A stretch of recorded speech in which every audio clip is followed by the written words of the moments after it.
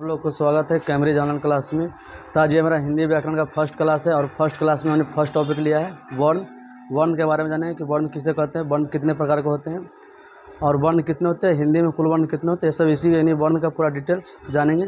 इससे पहले एक हमने मोटिवेशनल स्टेटस लिया है। पहले इस स्टेटस का मतलब जानेंगे कि स्टेटस का मतलब क्या है।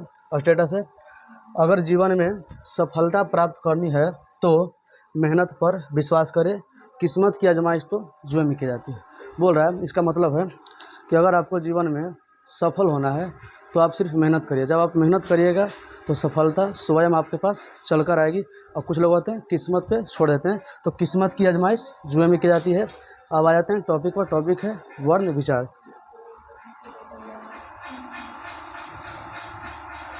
टॉपिक है वर्ण विचार। इसमें पहले जानेंगे वर्ण के बारे में कि वर्ण किसे कहते हैं। वर्ण उस मूलध्वनि को कहते हैं, उस मूलध्वनि को कहते हैं जिसके खंड या टुकड़ा नहीं किया जाए। वर्ण उसे कहते हैं जिसको और तोड़ा ना जा सके, या बोल सकते हैं कि वर्ण उस मूलध्वनि को कहते हैं जिसे खंड या टुकड़ा नहीं किया जाए, उसे वर्ण कहते हैं। जैसे हो जाएगा अ आ ई उ क छ, ये सब हो जाएगा वर्ण। ठीक है, ये सब क्या है, वर्ण है। इसे और हम तोड़ भी नहीं सकते हैं। ठीक है, अगला है वर्ण के प्रकार। वर्ण के प्रकार, वर्ण कितने प्रकार के होते हैं।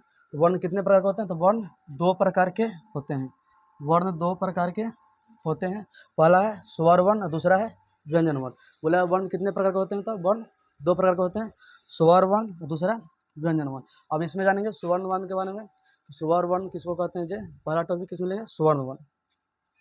स्वर वर्ण, ठीक है, स्वर्ण वर्ण जिन वर्णों का उच्चारण स्वतः होता है उसे स्वर वर्ण कहते हैं। बोल रहा है कि जिन वर्णों का उच्चारण स्वतः होता है, स्वतः यानी खुद से, या बोलेंगे जिन वर्णों के उच्चारण में किसी दूसरे वर्ण की सहायता नहीं लेनी पड़े उसे स्वर वर्ण कहते हैं, उसे स्वर्ण वर्ण कहते हैं। जैसे हो जाएगा अ आ ई उ ए ऐ ओ री। अब बोलेगा इसकी कुल संख्या कितनी है, तो 11 हो जाएगा।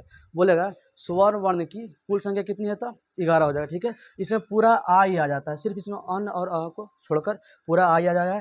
इसका कुल संख्या बोलेगा तो हो जाएगा 11। इसका सब परिभाषा समझ में आ गया। इसमें क्या होता है कि किसी दूसरे वर्ण की सहायता नहीं लेनी पड़ती है, यानी इसका उच्चारण खुद से होता है, यानी स्वतः होता है। ठीक है, यह था स्वर्ण वर्ण। अगर स्वर्ण वर्ण को कितने आधारों पर बांटा गया है। वहाँ पर वर्ण के दो आधारों पर बांटे थे, पहला स्वर्ण वर्ण, दूसरा व्यंजन वर्ण। यहाँ पर स्वर्ण वर्ण को भी कितने आधारों पर बांटा गया है, तो स्वर्ण वर्ण को, एक मिनट पीछे हो गया, स्वर्ण वर्ण को दो आधारों पर बांटा गया। बोले स्वर्ण वर्ण को कितने आधार पर बांटा गया था, स्वर्ण वर्ण को दो आधारों पर बांटा गया है। पहला है उच्चारण के आधार पर और दूसरा है जाति के आधार पर। बोलेगा स्वर वर्ण को कितने आधार पर बांटा गया था, दो, पहला उच्चारण के आधार पर, दूसरा जाति के आधार पर। तो पहला जानेंगे किसके बारे में, कि उच्चारण के आधार पर स्वर्ण वर्ण के कितने आधारों पर बांटा गया। ठीक है, या कितने प्रकार होते हैं, पहला उच्चारण के आधार पर। अब जानेंगे उच्चारण के आधार पर स्वर्ण वर्ण के 3 भेद होते हैं। बोलेगा तो उच्चारण के आधार पर स्वर्ण वर्ण के कितने भेद होते हैं, तो उच्चारण के आधार पर स्वर्ण वर्ण के 3 भेद होते हैं। पहला है हर्ष स्वर वर्ण, दूसरा दीर्घ स्वर्ण वर्ण, तीसरा पलु स्वर्ण वर्ण। ठीक है, 3 है, हर्ष स्वर, दीर्घ स्वर और तीसरा पलु स्वर। इसमें पहला जाने किसके बारे में, हर्ष स्वर वर्ण के, हर्ष स्वर वर्ण के बारे में। तो हर्ष स्वर वर्ण है, इसका परिभाषा क्या होगा कि जिन स्वरों के उच्चारण करते समय एक मात्रा का समय लगता है।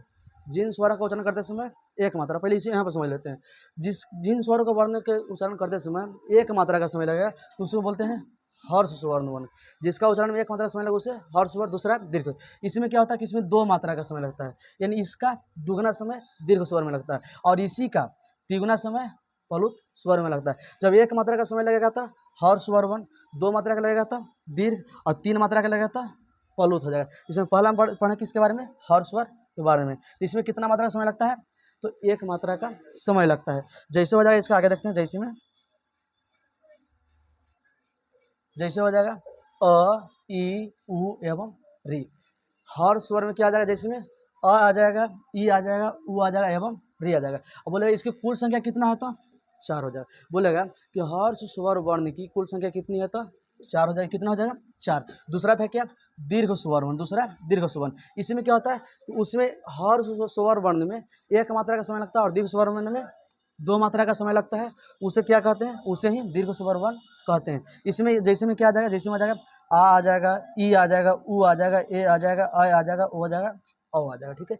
स्वर्ण वर्ण में कुल संख्या कितना था, 11 था, उसमें 4 आ गया था किसमें, हर्ष स्वर वर्ण में, ये 4 आ गया था। इस 4 को छोड़ा के बाकी सब किसमें आ जाएगा, दीर्घ स्वर वर्ण में। तो 4 जब इसमें छूट गया तो बाकी सब बचा कितना, 7 बच गया। तो बोलेगा कि दीर्घ स्वर वर्ण की कुल संख्या कितना होता है, तो 7 होता है। दीर्घ स्वर वर्ण की कुल संख्या 7। अब अगला जानेंगे प्लुत स्वर वर्ण के बारे में। अगला हो जाएगा प्लुत स्वर वर्ण। प्लुत स्वर वर्ण किसको कहते हैं, इसमें क्या, इसका अथी हो जाएगा, परिभाषा हो जाएगा कि जिन स्वरों के उच्चारण में 3 मात्रा का समय लगता है, जिन स्वरों के उच्चारण में कितना मात्रा का समय लगे, 3 मात्रा का समय लगता है, उसे क्या कहते हैं, उसे प्लुत स्वर वर्ण कहते हैं। जिसमें इसमें आ जाएगा ओम आ जाएगा, ओम आ जाएगा, हरि ओम आ जाएगा, और कुछ भी बोल सकते हैं जिसमें क्या हो कि 3 मात्रा का समय लगे। अब बोलेगा इसकी संख्या कितना होता है, जिसका अनंत होता है, इसका कोई निश्चित नहीं होता है। सिर्फ हर्ष स्वर और दीर्घ स्वर का निश्चित होता है। हर्ष स्वर बोलेगा कितना होता है था, 4, और दीर्घ स्वर बोलेगा था 7 हो जाएगा, ठीक है। और 7 4 11 हो गया, और स्वर्ण की कुल संख्या बोलेगा था 11। तो सिर्फ हर्ष स्वर और दीर्घ स्वर जोड़ के कितना हो गया, 11। बाकी ये प्लुत स्वर इसमें जुड़ता उड़ता नहीं, सिर्फ ये होता है, ठीक है। इसके बाद है, अगला है जाति के आधार पर। पहला था किसके आधार पर, उच्चारण के आधार पर, दूसरा है जाति के आधार पर। तो बोलेगा कि जाति के आधार पर स्वर्ण के कितने भेद होते हैं, तो 2 हो जाएगा, कितना हो जाएगा, 2। जाति के आधार पर 2 हो जाएंगे, कितने हो जाएंगे, 2। पहला है सजातीय स्वर वर्ण और दूसरा विजातीय स्वर वर्ण। तो पहला जानेंगे सजातीय स्वर वर्ण किसको कहते हैं, ये, ठीक है।